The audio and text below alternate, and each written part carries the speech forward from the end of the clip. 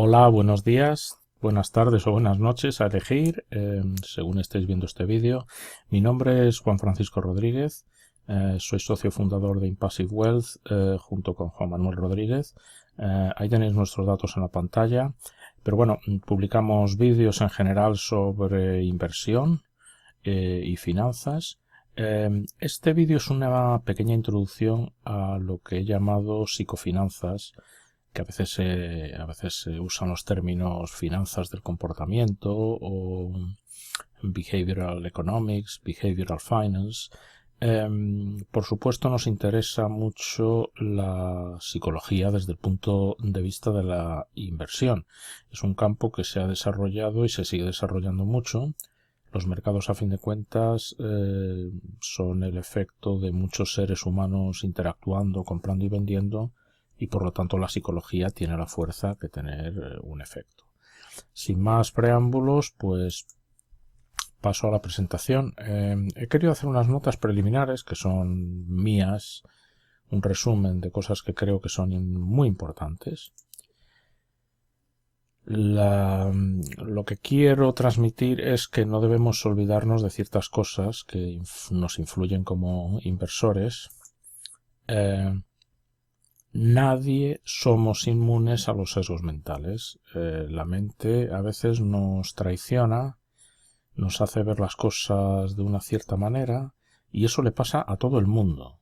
No, o sea, es un llamamiento a no echar valores fuera. Esto le pasa a otra gente, no es como los accidentes de tráfico que solo le pasan a otras personas, hasta que un día te pasa a ti. Nadie es inmune a estos espejismos de la mente. El cerebro humano es enormemente inadecuado para invertir. Por muchos motivos, porque somos muy emocionales y poco racionales, en general, aunque nos guste creer que es al revés. Hombre, hay una vertiente racional que luego veremos, pero básicamente nos gobiernan las emociones. Luego, otra manera de decir, bueno, que esto no es importante, que no nos afecta, es que, bueno, la psicología, pues es una especie... Bueno, la psicología es bastante científica, bastante más científica que, por ejemplo, la economía u otras ciencias sociales. La psicología se basa en experimentos muy rigurosos, muchos de ellos. Los psicólogos son bastante buenos con la estadística. Entonces, bueno, antes de decir esto es cosa de psicólogos, pues hay que pensárselo dos veces, con el cerebro racional, a poder ser. Tenemos que estar en guardia permanentemente, como inversores, como personas que organizan sus finanzas, contra estos engaños de nuestro cerebro. Bien, hechas estas aclaraciones de mi propia cosecha, he de decir que la presentación, el resto de ella, y otros vídeos que pensamos hacer, se basa sobre todo en el libro Behavioral Investing de James Montier. Es un clásico, un libro muy bueno. James Montier ha dedicado buena parte de su vida al estudio de las psicofinanzas. James Montier es un tipo que tiene esta pinta. Es así tal cual. Yo le vi en persona en Londres el año pasado en una conferencia de Value Investing, y es tal cual, incluida la camisa de flores. Llevaba otra aquel día, pero básicamente en un sitio lleno de gente con traje y corbata, el tío va un poco como que está en la playa. Sumamente inteligente, y ha hecho un montón de trabajo muy riguroso. Creo que el libro está también disponible en español. Pero si no lo está, cualquier otro libro de James Montier sirve para repasar estos conceptos, porque el hombre recicla muchísimo su información. Es un académico, también pertenece a una casa de inversiones y publica mucho, y otros de sus libros contienen material que también aparece en este libro. Bien, hechas las presentaciones con James, pues vamos a hacer una pequeñita introducción. Primer punto importante, que viene bien descrito en el libro: el ser humano tiene una preferencia enorme por el corto plazo. Entonces, eso es un tema biológico, se debe a la generación de dopamina, que es una sustancia que nos estimula, nos da confianza, nos hace sentirnos bien. Entonces, estamos programados para una satisfacción inmediata de nuestros caprichos y de nuestras necesidades. Entonces, esto se ve en la vida moderna, pues ahora mismo que la gente se pare 10 minutos a leer un artículo, tal, es casi imposible. Las cosas tienen que ser muy rápidas, muy inmediatas, y esto es un tema psicológico, un tema cerebral. Hay muchos ejemplos. Las adicciones a las drogas pues proporcionan una satisfacción inmediata, generan dopamina, muchas de ellas, como la cocaína. El juego es algo que nos da una especie de cosquilleo, y además la recompensa de si hemos ganado o no también es inmediata. Esta preferencia por el corto plazo está demostrada a través de experimentos y es mortal de necesidad para la inversión. Nosotros siempre predicamos el largo plazo para invertir. Creemos que es prácticamente la única manera de tener éxito en la inversión. Entonces la preferencia por el corto plazo pues es una losa. La segunda cosa que nos determina como seres humanos es la tendencia a actuar en grupo. El hombre es un animal social, es un ser social, vivimos en sociedad, gracias a ello tenemos una civilización y hemos tenido tanto éxito en este planeta. Discrepar del resto de personas, del grupo, de la sociedad es doloroso, por eso a veces se alcanzan consensos, tendemos a opinar como el resto, ¿no? La prensa crea opinión y el resto nos sumamos porque nos duele ser diferentes.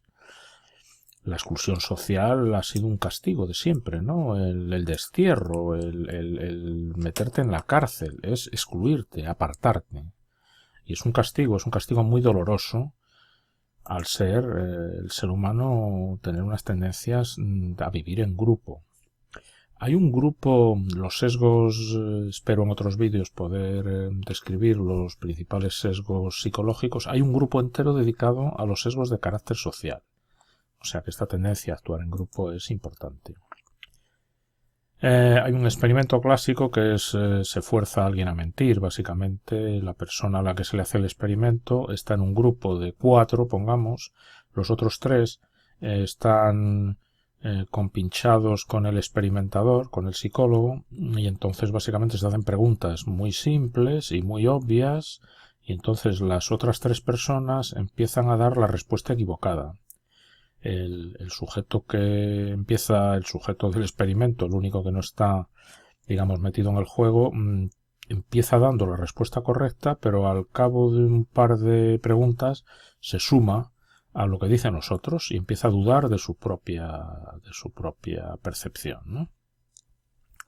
Y es muy curioso y demuestra claramente que a veces preferimos despojarnos de nuestras opiniones y de nuestras creencias, incluso de lo que estamos viendo delante de nuestras narices, con tal de estar a bien con el grupo. Nos importa muchísimo, mucha gente afirma que no, y esto no deja de ser otra trampa psicológica, pero en el fondo la vasta mayoría de las personas nos importa mucho lo que opinen de nosotros. Y esto, tendencia a actuar en grupo, pues es lo que crea las burbujas, el que las viviendas suban de precio desaforadamente porque todo el mundo compra y yo no voy a ser menos. Algo parecido en el mercado bursátil. Al actuar en manada y al ir en estampida a veces, pues se generan estas burbujas de precios con la consecuente y dolorosa caída posterior. El cerebro emocional y el cerebro racional. De nuevo, esto es una mezcla de psicología, medicina, psiquiatría. Aquí he recortado del libro un poco la diferencia que hay entre ambos. El cerebro emocional, o sistema X o sistema 1, es muy intuitivo, es muy holístico, mira las cosas como un todo. Se basa en los afectos, en lo que nos parece bien, muy asociativo, es absolutamente muy rápido. Una gran cantidad de información se procesa y se llega a una conclusión muy rápida. Es muy difícil cambiarlo, pero es muy grosero no sé, se equivoca mucho, pero es muy rápido y no nos cuesta utilizarlo. Este sistema X nos ha valido para supervivir. En cuanto un matorral se movía, pues salíamos corriendo, ¿no? Llevamos mucho tiempo en nuestro planeta a merced de depredadores y demás. El cerebro El sistema X rápido nos ayuda a sobrevivir y lo hemos usado durante miles de años, mientras que hemos vivido con una cierta seguridad durante muy poco tiempo respecto al tiempo que ha estado la especie por ahí pululando, ¿no? Entonces nos ha servido muy bien para la supervivencia, desde un punto de vista evolutivo ha sido muy efectivo este sistema, pero pues en el mundo actual el sistema 2, el sistema C, reflexiona, analiza, es deductivo, se intenta establecer abstracciones, pero es muy lento. Es muy diferenciado, pero es muy lento. Es decir, pensar, racionar o razonar, perdón, es difícil, requiere un esfuerzo y hay que hacerlo conscientemente, mientras que el cerebro emocional lo utilizamos permanentemente sin darnos ni cuenta. Muy bien, entonces el sistema emocional es la opción por defecto. Cuando en los sistemas, en las bolsas de valores, por ejemplo, hay un día malo, hay un crash bursátil, el sistema emocional es el que toma las riendas y genera pues más ventas cuando ha habido caídas de precios, genera burbujas cuando hay euforia y subidas, genera los vaivenes, las crisis económicas, los ciclos económicos. Es la opción por defecto. Como hemos dicho, es bueno para sobrevivir, pero es muy, muy malo para invertir. Para invertir hay que usar, digamos, la parte racional. Hay una cosa muy curiosa, que es que, y está también demostrado por la psicología, sin emociones es muy difícil tomar decisiones. Al final es como que podemos usar el cerebro racional para intentar llegar a conclusiones, pero al final el cerebro emocional es como el que inclina la balanza y nos hace decidir. Y esto se ha hecho en experimentos con personas que tienen lesiones cerebrales que afectan a su parte emocional y se ve que estas personas son muy dubitativas, muy indecisas. Les cuesta mucho tomar una decisión. Es una cosa curiosa porque, bueno, una decisión desde un punto de vista racional llegas a la conclusión y se supone que ya decides. Bueno, pues sin tus emociones es difícil decidir, por decirlo de alguna manera. Lo comento porque me ha parecido sumamente curioso. Bueno, entonces, si las emociones son las que mandan y es un sistema rápido que se equivoca mucho, pues tenemos que ejercer el autocontrol, ¿no? Para poder con ellas y tomar decisiones que racionalmente son las correctas. Entonces, el problema con el autocontrol es que debe ejercerse de forma continuada. Hay que estar siempre en guardia, ¿no? Y también se demuestra por experimentos que es un recurso limitado, es un recurso que se gasta, es un recurso que se cansa. Controlarse tiene una dificultad creciente. Si experimentamos episodios que requieren autocontrol, como no comer algo, o hacer, digamos, lo que debemos, quedarse trabajando en vez de volver a casa, cosas que requieren un cierto control, cuanto más se ejerza ese control, más difícil es seguirlo ejerciendo. El estrés emocional influye mucho en las decisiones y en el propio autocontrol.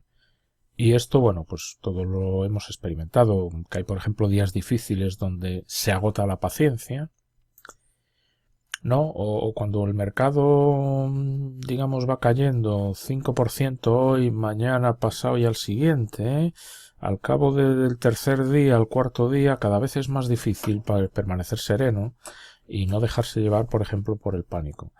Es incluso más fácil si toda la caída se experimenta en un día y al día siguiente como que el mercado se recupera. Pero si es una cosa así gradual, nos va costando cada vez más controlarnos. Entonces, la pregunta que os estaréis haciendo todos, ¿estamos condenados a fracasar? ¿El cerebro emocional es el que manda?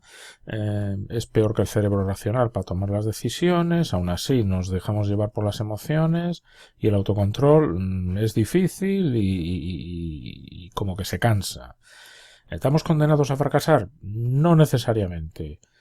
No es sencillo superar los límites mentales, hay que ser consciente de ellos, pero afortunadamente y contrariamente a lo que se pensaba, creamos neuronas durante casi toda la vida.